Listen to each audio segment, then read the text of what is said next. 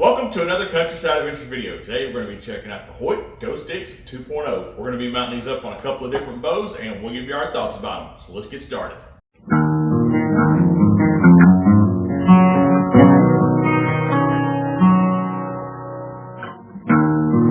Alright, so Colin and I picked up a couple of sets of the Hoyt Go Stix 2.0 for our Hoyt Ventum 30 and 33s. And so we're going to be mounting these up, and I think we picked up our Venoms back around 2021 or so, something like that. But I'll go ahead and give you just a really basic information that's on the back of this packaging, and the packaging is super simple. It's just basically a cardboard backing with a simple blister pack. So the back of it just reads super simple. Stow and Go, the Go Stix 2.0 bow stand is designed to stay on your bow in all situations, especially on the hunt or when shooting. And unlike other bow stands, the legs fold out of the way for storage in your bow case or when being strapped to a pack. Compatible with all 2021 and newer premier aluminum and carbon Hoyt bows equipped with the shortstop stabilizer location. And so you can see that we just have a couple of photos down below, and so you can see that the primary photo there at the top, it's using the Go Stix and the cam as the third contact point, and then additionally down at the bottom right it is using a stabilizer as the third contact point, and then there in the middle the stand is basically out in line with the bottom stabilizer, and then there on the far right the stabilizer is basically just folded in towards the bow but still in line with the stabilizer. So a couple of different storage options there, and anybody that's seen any of my other videos knows that I always like to point out this anytime it's available. And so Hoyt, please don't beat me up too bad on this, but engineered in the USA, made in China. So come on Hoyt, do us a huge favor, go ahead and get a set of these made in the US. So with that, let's go ahead and get these things unpackaged and get them set up on a bow, and I will give you my initial thoughts about the Hoyt Go Stix 2.0. So we're just going to go ahead and cut the childproof packaging. Okay, so I've gone ahead and just moved our legs down in the lower position, and I'll go ahead and just show you the wing nuts here and the moving the legs around here in a moment. But I just wanted to show you the bolt is coming through there. This piece is obviously going to go down into that slot, but I did want to point out that I've gone ahead and grabbed a 1/4 inch Allen wrench, and so that should go ahead and begin our mounting over to our bow. So I'm going to get started on that real quick. Our Venoms are old enough, they do not have the locking thread insert for the little small 3/8 Allen head locking screw. So we're just going to go ahead and skip that step, get this started.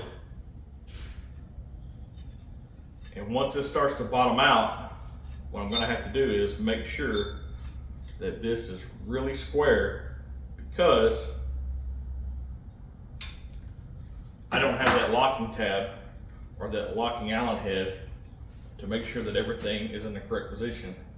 But there is a piece of machined aluminum there, and so if I look down at it, I can really just check it and make sure that it's square, and then we'll make sure that this Allen bolt that mounts the Go Stix is good and tight. Okay, so I feel pretty good about that being square up and down, since we can't use our little set screw on our older Venoms. Not a big deal. One of the things that I picked up on immediately is with this longer 16-inch stabilizer, if I put the legs in the reverse cant position, if you will, that it isn't enough of a drop, enough of a steep of an angle to get the cam off the ground. One of my things about this is, me personally, and I'm not an expert here, I'm just going to go ahead and just say what's off the top of my mind. I know that the new HBX cams have the little notch on the bottom to set this on the ground. My personal thought about this is, none of us are made of money, for one, and we spend a whole lot of money on a lot of this gear. And so a lot of the places where Colin and I hunt, we are either going to be setting our bows on a couple of different surfaces, a lot of rock surfaces. And so my concern about that is the cam getting beat up, getting pebbles in the cam, anything like that. That kind of concerns me a little bit. Also, a lot of places where we hunt are just honestly cattle ranches.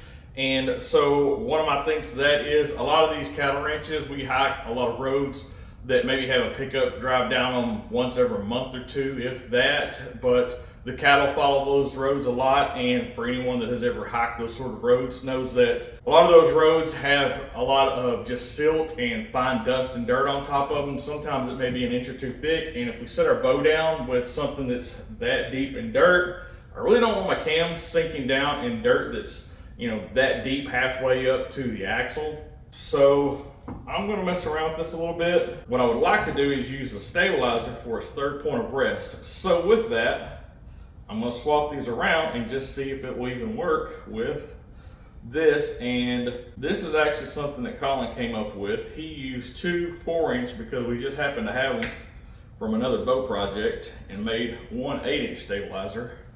But what I've done with this is, so I just put a weight out on the very end of that stabilizer. You can see he's got a weight there, rubber, and a weight. And so normally 3 weights comes with these, just like the Hoyt stabilizers. And so my thought is these weights are really inexpensive.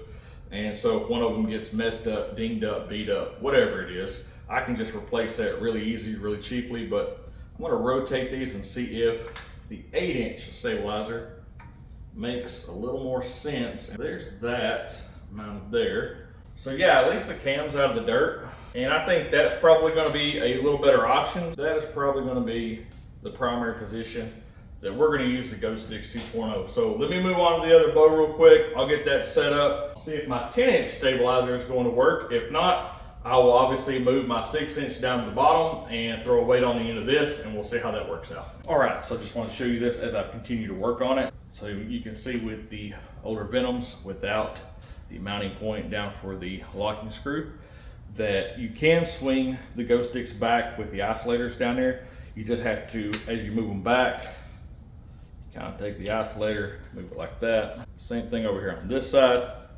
So you just kind of tuck it back, and it does touch the mounting screws for those isolators there. Not the end of the world, but at least that will allow us to get this thing inside of a bow case. So that is yet to actually be seen, but I think it will work. I think it will fit okay. Shouldn't be any problems there. And if you haven't seen the video, we do use the Pelican Air bow cases. So I think in my mind, what I'm picturing, this should fit just fine. If you need any information about the Pelican Air bow case, you can go ahead and check out that video. I'll put a link down in the description below. But just wanted to show you that is kind of how everything fits with the isolators on the Venom series of bows. And then it just goes back down in position like so. So back to setting up these stabilizers and the second bow real quick. Be right back. All right, so we've got the Go Stix 2.0 all mounted up on both bows. Again, these are Venom 30s and Venom 33s. And so just to recap really quick, the older Venoms do not have the centering screw down the bottom, and the easiest way that I found is just to basically go ahead and get the Go Stix on, get the Allen screw, the mounting screw snug, and then you can basically just set this on the ground in the upright position with the cam on the ground. You can look down from the top and go ahead and just do a final tighten on that mounting screw. And that is really the easiest way to get it centered so that you know that you're going to be parallel up and down as far as being level.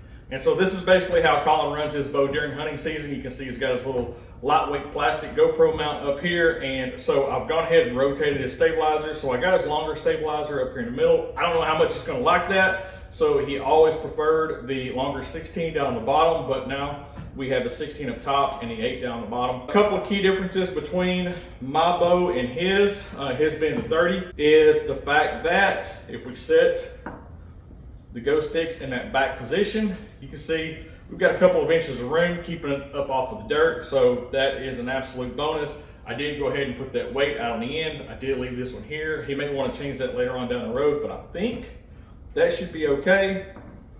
So I'll get that so that you can see.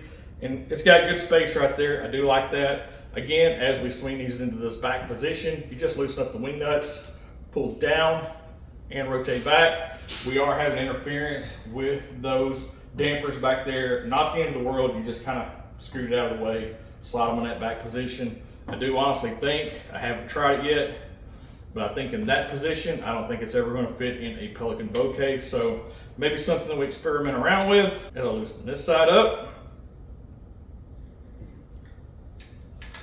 you can see you just pull down and we can set it on the cam. So again, I want to show you the difference in the 30 and 33.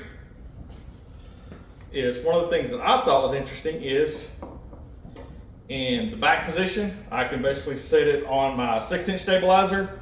So you can see that I do have a little bit of space here for the cam. It is definitely not a lot, but at least it is up out of the dirt and any debris.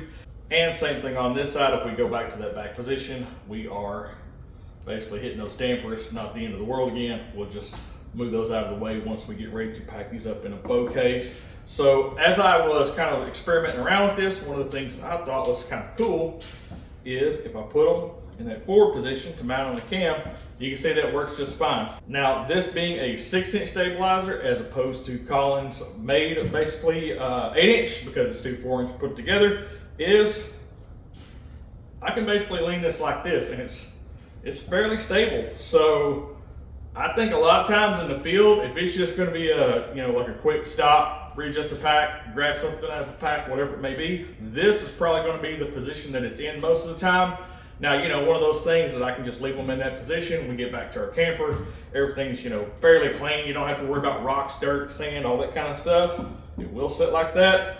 I don't think I'll have any worries about beating up the cam in that kind of position or that sort of environment. And then back out in the field, I'll probably just do that. I kind of wanted to show you that a little bit with the angles, because obviously when I moved the 10-inch, down to that lower position, it just didn't work. It wasn't enough of an angle to get the cam off the ground, and it was still basically just touching the ground.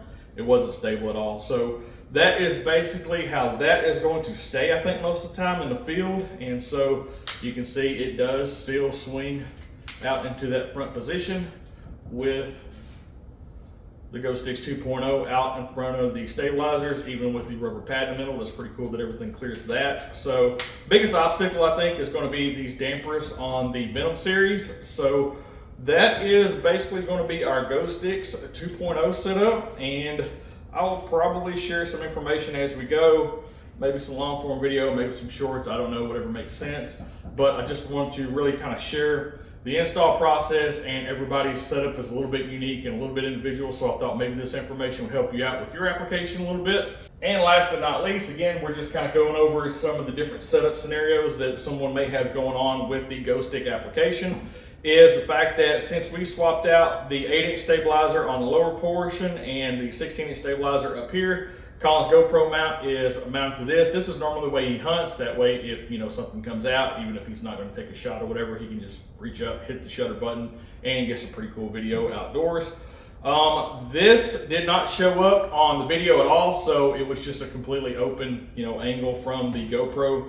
And so now with the 16-inch stabilizer, we did get a little bit of the stabilizer. Not a big deal and totally not relevant really to the direct application of the Go Stix. I just really want to point that out. Just kind of one of those things of tailoring your applications to what may work, what may not work with different equipment. So that was one of the things that I did catch, is the simple fact that with the stabilizers swapped around, you can see them in the video now with the GoPro mount on there. So just part of it, not a big deal. And again, not relative to the Go Stix. Just kind of want to give food for thought for maybe your specific application or your bow setup. And so that is our initial setup and thoughts of the Hoyt Go Stix 2.0 from Hoyt Archery. So if you have any experience with these or have any questions, please do me a huge favor, leave a comment down below if you haven't already. Go ahead and hit that thumbs up and hit that subscribe button. And as always, we'll see you outdoors.